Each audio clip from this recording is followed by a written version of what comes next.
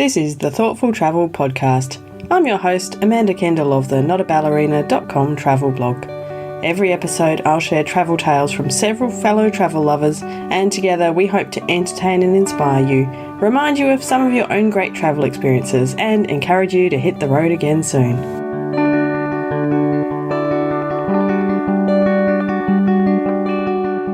Hello and welcome to episode 37 of the Thoughtful Travel Podcast. Today we're talking about Christmas travels. I have spent quite a few Christmases travelling and living abroad, and it's certainly a different way to experience Christmas, and it's not like the way I grew up having a proper family Christmas every year, so to speak. A number of my guests have also spent some Christmases travelling in other countries, and I'm going to talk to a few of them about their experiences today. But this Christmas I will be staying home here in Perth, Western Australia, and a lot of people from the Northern Hemisphere do ask about our Aussie Christmases because, of course, here in Australia, Christmas happens in the middle of summer, and that's quite contradictory to the traditional kind of mould of Christmas, and yet we still have Christmas cards with snowmen on. We still sing all of those Christmas carols which feature winter. So it's quite a strange kind of contradictory season. But I tell you one particular song about Christmas that really sums up the Aussie Christmas for me, and I'm going to leave a link in the show notes for it. And if you follow my Facebook page for Not a Ballerina, you'll have seen me share it probably every Christmas for as long as I can remember. So it's by a great West Aussie singer-songwriter named Tim Minchin, very multi-talented fellow, and he's written a song named White Wine in the Sun, which really just describes what I think an Australian Christmas means. And it's mostly about family and sunshine as well. So I'll leave a link so you can have a listen to that fabulousness. But in the meantime, my first guest today is Annalicia Lynn, and she experienced a very unusual Christmas when she was living in Taiwan and teaching English. And of course, she also had to teach some of her students about our Christmas traditions in English-speaking countries. So she has some really interesting things to say. There's so many things that are just assumed, or you operate on that when you're thrown into a completely different culture that you have to like educate people on. I also remember, this is the funny thing. I remember them telling me about a few of their different holidays in the fall, in the autumn. And, they're telling me the story behind them. And I remember kind of being like, wow, that's a very interesting story that I can't really follow. I'm not sure this, I can't believe you have a holiday around this, right?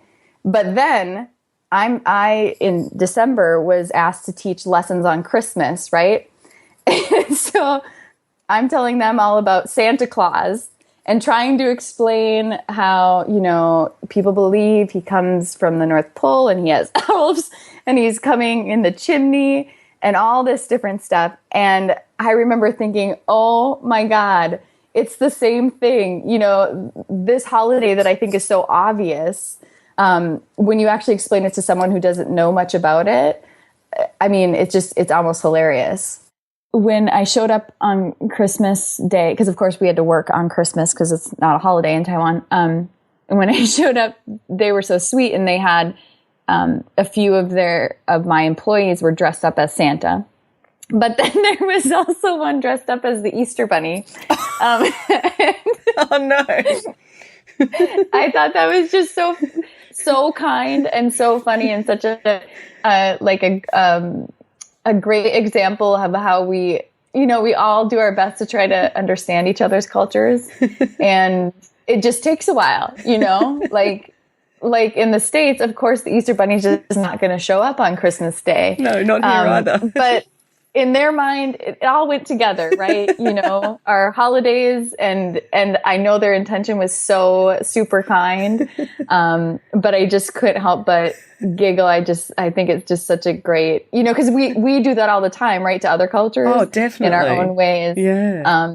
And so it's always a great reminder to me of just, number one, that like it takes a while to understand, but also like you don't have to do it perfectly, and I don't have to expect other cultures to do it perfectly. Like this can be a lot more, this doesn't have to be so serious, you know? Yeah. Understanding other cultures doesn't have to be about getting all the details right. It can be more about just the intention behind it and being open and kind. Yeah, just trying. And if Yes. the Easter Bunny Yes. comes along with a bunch of Santas, then so be it. I think that's marvellous. Yeah. Oh, how gorgeous. What a great story. Yes, I remember I was in Japan a couple of Christmases, and one of them I had to work as well, and that was a little bit depressing to be at work on Christmas Day. I know. Yeah. But some Santas and an Easter Bunny would have definitely fixed it. I know. It's so funny that you say that, because we Skyped with my family that morning, because they were all together. So like my extended family. And it was such a weird experience, 7 a.m. our time to be Skyping, and then 8 a.m. to be at work. And it, it's supposed to feel like Christmas. But I will say that seeing the Easter Bunny and Santa Claus did cheer me up a bit. I love the story about the Easter Bunny so much. It was so sweet of them to be trying to fit in culturally with the Westerners there. And I can totally relate to that experience of Christmas. It was really similar to when I've spent a couple of Christmases in Japan. The same thing, that I had to go to work those days. And it seemed really weird to be doing that while back home my family was celebrating Christmas. But it was a really interesting experience, if nothing else. Now, my second guest today is Emma Mann, and she has some really interesting experiences with travelling at Christmas, and she's off again on another trip soon. But I'll let her tell you about that. The first time I went away at Christmas, because I think I said to you that I started doing it consistently because my mum had passed away and I was looking for breaking tradition. Yeah, which is a kind of a sensible way to do it, I think. Yeah, well, we don't have any family in Perth. My sister lives in Port Hedland and the rest of my family are in Victoria. So I figure if I'm going to have to get on a plane anyway, I'd rather go somewhere exotic than Melbourne.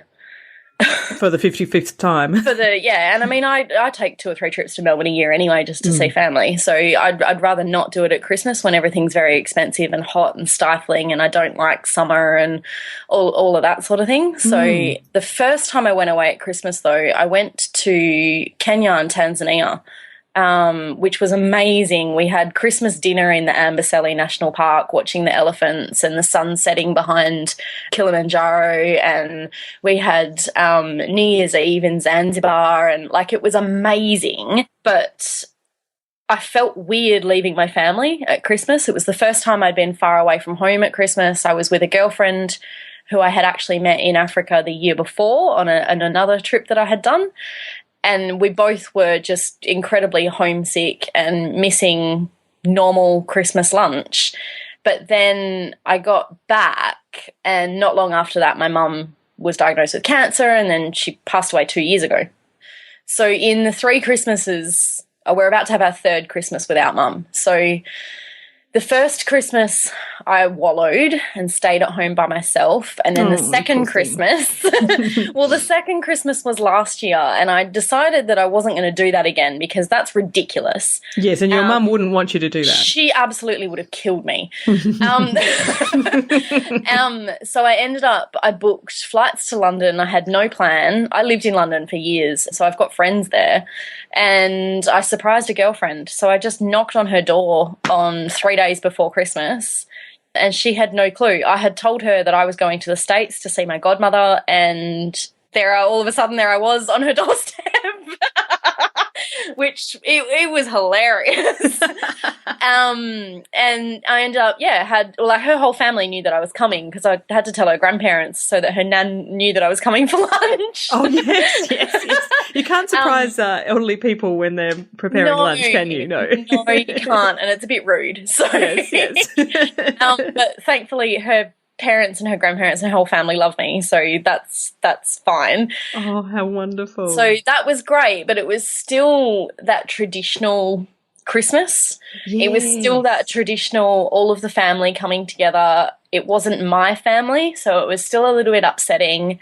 It was still, it was that very traditional Christmas lunch with the roast turkey and the Yorkshire pudding and the whole bit. And in cold weather too, like and real in the cold Christmas. weather, real Christmas, all the Carnaby Street lights in London. We didn't get any snow, but I went up to York. York was flooded because England. Because England. Yes, that's explanation enough.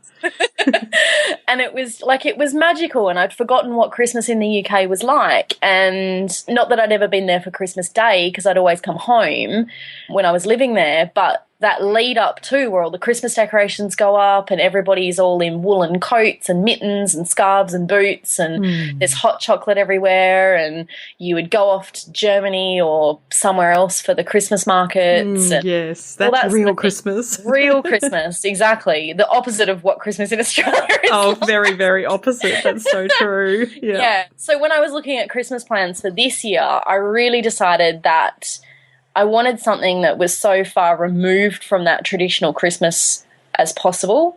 So I was narrowing down countries that I could go to, and I was talking to my cousin, and we had decided on India.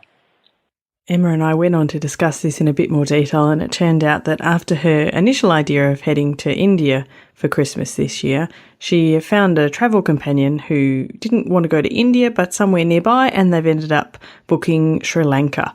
So instead of hanging around in Perth and being miserable this year, Emma will be off holidaying and travelling around Sri Lanka, which I think would be a great experience. She's hoping and planning, and this is one of the reasons they chose it, that being a country that doesn't celebrate Christmas, that will be not Christmassy in too much of a way, and I think that they will probably be right.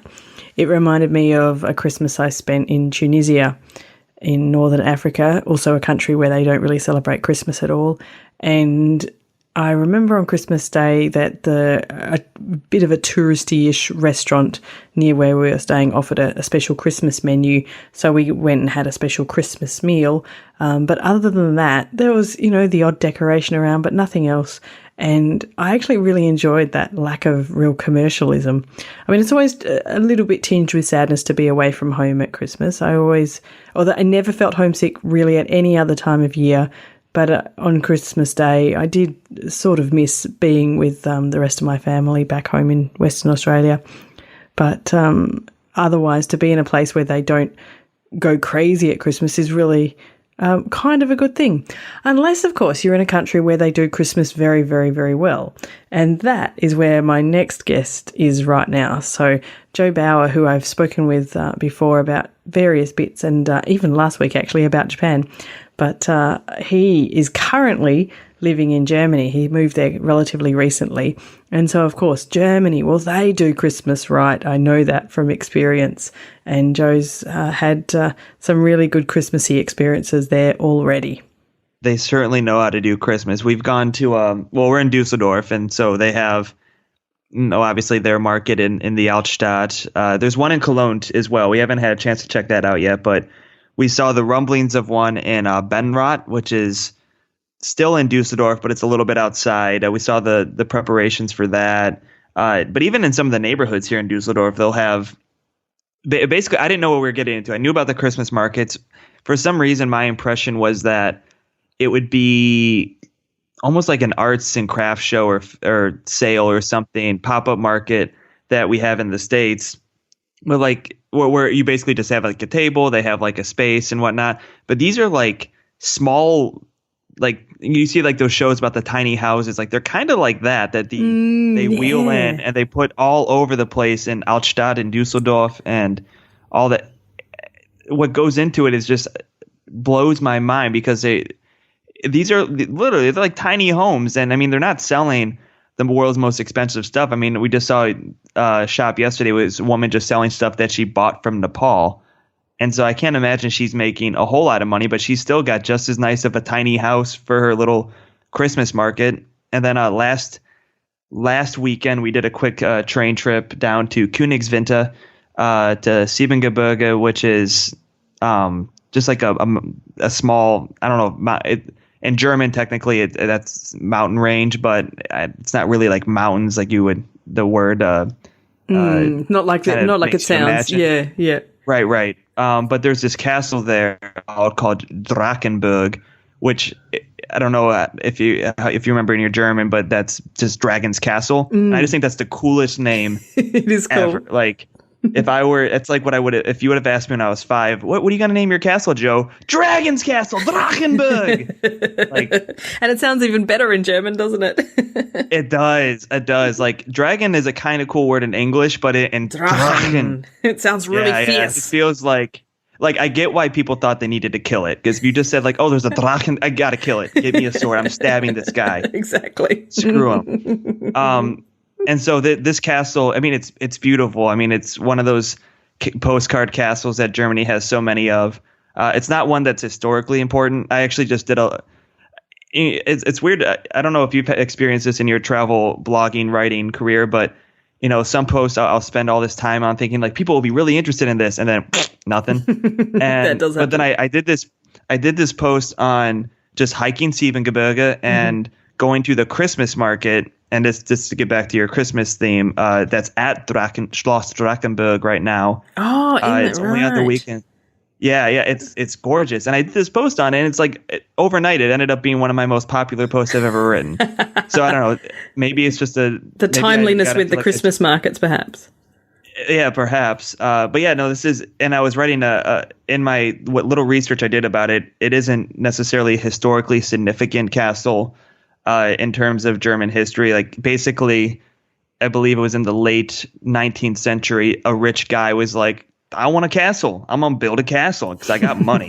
And so he did. Then he like basically never lived there, died, got passed around in, various estates and stuff, was a Christian boys' school for a little bit, which kind of, to me, killed the coolness of it being Dragon's Castle. Like, oh, now we're Christian boys boarding school. Yes, this doesn't sound so fierce, does it? Yeah, sounds like, the Christian version of Harry Potter or something. Dragon's Castle at the boarding school for Christian boys. But then eventually, like really bad, it was a Nazi military school at some point. But then the Allies, I think the Americans took it over when they came in. And then there was just like there was a guy, I forget his name off the top of my head, but he bought it. And the history I read, like, I don't know how he got this name, but apparently he was considered an eccentric castle owner. That was like, I think his name was like Paul Spinat or something like that. Like Paul Spinat, known as a eccentric castle owner.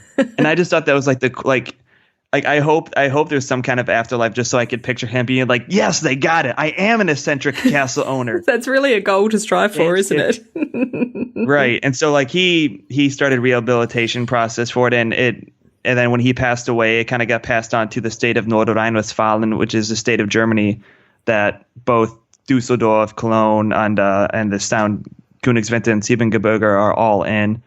And the state's taken it over, and they've finished like the land projects and everything in 2011. And the castle is beautiful. I mean, it has a little bit of that Disney castle flair to it, which if listeners don't know it, that is based off of a German castle. And so for the Christmas stuff, like they got all these beautiful lights. They kind of turned it into a Christmas Carol theme. So there was like lovely. a ghostly Ebenezer Scrooge. And by ghostly, I just mean like they painted his face really like the color white, okay. Computer paper white. And he was giving like this soliloquy on the back balcony about his, what German I could understand, like, about his greed and all the, typical Ebenezer Scrooge stuff. Then you have the markets with the, they had Wurst, they had different potato dishes that, that are so popular here. Then they actually had Spanish chorizo, which I went for because I've had plenty of German food since. Yeah. But then, of course, the ultimate thing for Christmas in Germany is the Glühwein. I don't know if you've had. Oh yes, I was about to ask you, did they have the Glühwein? Because I love Glühwein. Oh, it's fabulous! And in those cold, wintry evenings out at the Christmas markets, so much atmosphere. Like I can just taste it when you talk about it. Oh, right. Yeah, I've heard mixed things. Some people would say like, "Oh God, I cannot do the Glühwein." Other people like who really like it. Oh, I love it. For my first time, I was like, yeah. I don't know if I would drink like more than one, but I could like sip on this, especially because it is scalding hot at first.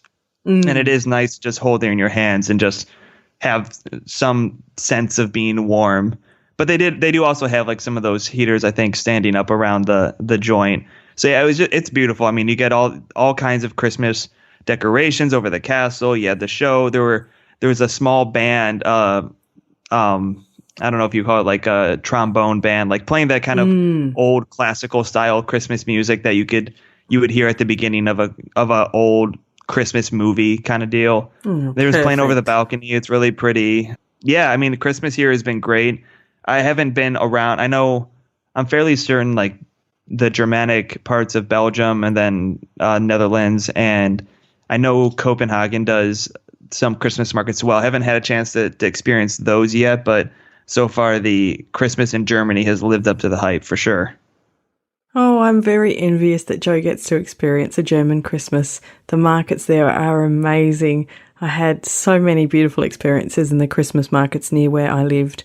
My insider tip, if you're in the southwest of Germany anywhere, is to go to the Christmas markets in the little town of Bad Wimpfen.